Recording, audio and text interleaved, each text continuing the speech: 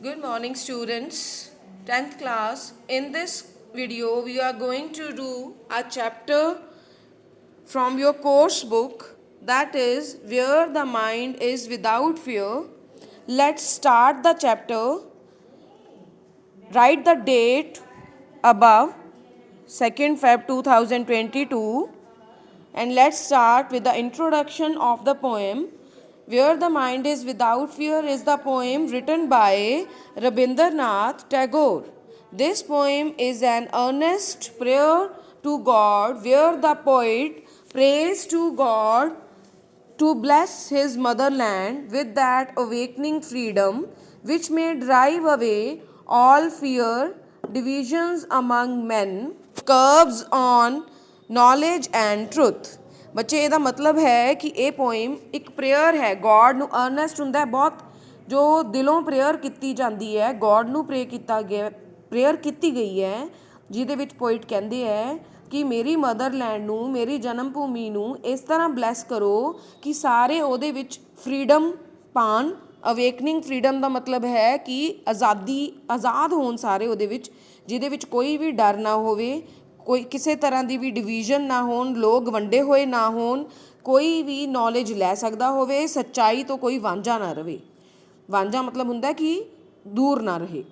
He wants that God may bless his countrymen with reason। Reason ਹੁੰਦਾ ਹੈ ਕਿ ਜੇ ਆਪਾਂ ਕੋਈ ਗੱਲ ਕਹਿ ਰਹੇ ਹਾਂ ਤਾਂ ਉਹਦਾ ਆਪਣਾ ਕੋਈ ਰੀਜ਼ਨ ਹੋਵੇ ਕਹਿਣ ਦਾ, ਰੈਸ਼ਨਲਿਜ਼ਮ ਹੋਣੀ ਚਾਹੀਦੀ ਹੈ, ਮਤਲਬ ਇੰਟਲੈਕਟ, ਵਿਜ਼ਡਮ, ਕੋਈ ਮਰਜ਼ੀ ਵਰਡ ਤੁਸੀਂ ਯੂਜ਼ ਕਰ ਸਕਦੇ ਹੋ ਕਿ ਸਾਡੇ ਜੋ ਪਰਸਨ ਹੈ, ਮੈਨਕਾਈਂਡ ਹੈ, ਹਿਊਮਨ ਬੀਇੰਗਸ ਹੈ, ਉਹ ਰੀਜ਼ਨਿੰਗ ਹੋਣੀ ਚਾਹੀਦੀ ਹੈ ਉਹਨਾਂ ਦੇ ਵਿੱਚ।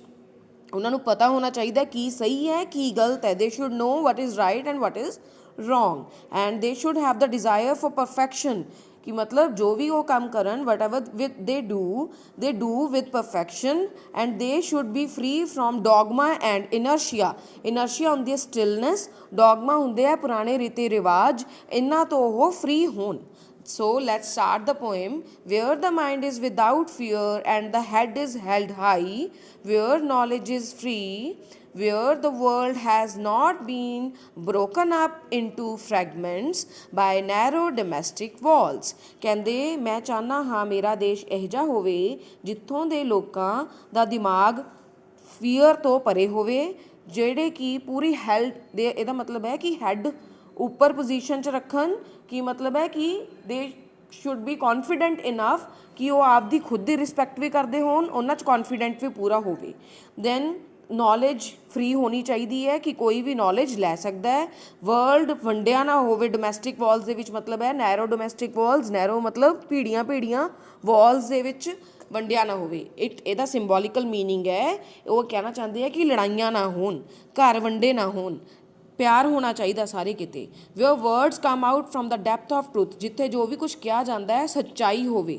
Wear tireless striving stretches its arms toward perfection, ਜਿੱਥੇ ਜੋ ਵੀ ਕੰਮ ਕੀਤੇ ਜਾਂਦੇ ਹੈ, ਜੋ ਵੀ ਐਫਰਟਸ ਕੀਤੇ ਜਾਂਦੇ ਹੈ ਉਹ ਪਰਫੈਕਸ਼ਨ ਲਈ ਕੀਤੇ ਜਾਣ, ਕਿ ਮੈਨੂੰ ਉਹ ਚੀਜ਼ ਮਿਲੇ ਅਤੇ ਪਰਫੈਕਟਲੀ ਮਿਲੇ।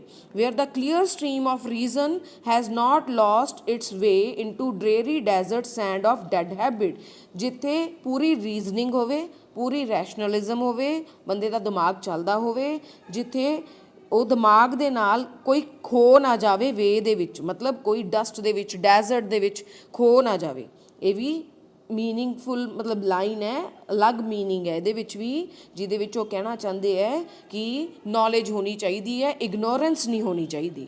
Where the mind is led forward by thee into ever widening thought and action.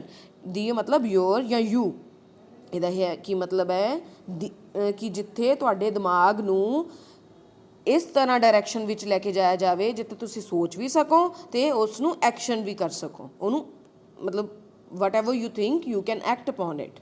then into that heaven of freedom my father is addressed to here to God, let my country awake, ਕਿ ਮੇਰੇ country ਅਤੇ ਕੰਟਰੀਮੈਨ ਨੂੰ ਜਾਗਣ ਦਿਓ, ਉਹਨਾਂ ਦੇ ਵਿੱਚ ਇੱਕ freedom ਹੋਣੀ ਚਾਹੀਦੀ ਹੈ। ਹੈਵਨ ਆਫ ਫਰੀडम ਮਤਲਬ ਇੱਕ ਇਹੋ ਜਿਹੇ ਪੈਰਾਡਾਈਜ਼ ਦੇ ਵਿੱਚ ਰਹਿਣ ਜਿੱਥੇ ਉਹ ਫਰੀ ਫੀਲ ਕਰਨ। So Rabindranath Tagore was born in 1861 in an aristocratic family of Bengal। aristocratic ਹੁੰਦੀ ਹੈ rich family।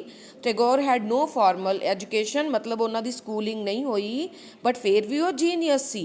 In 1912 he was sailed to England. He translated some of his poems and plays for his English friends. ਇਹ easy ਹੈ ਬੇਟੇ, ਇਹਨੂੰ translate ਕਰਨ ਦੀ ਲੋੜ ਨਹੀਂ ਹੈ.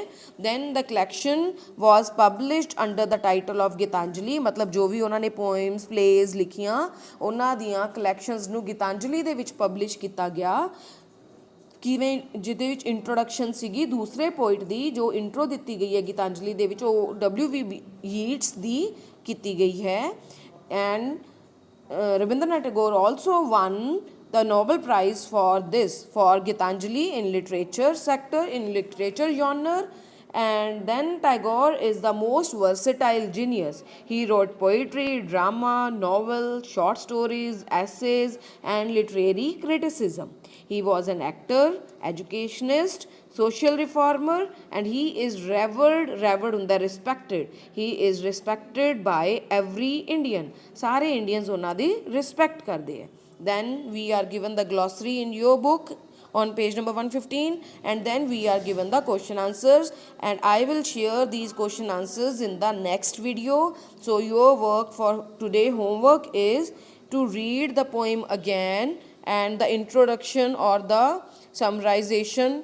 This is about the poet and this is the theme, and then glossary. You have to learn all these things today. This is your homework, and tomorrow we will do the question answers of this poem.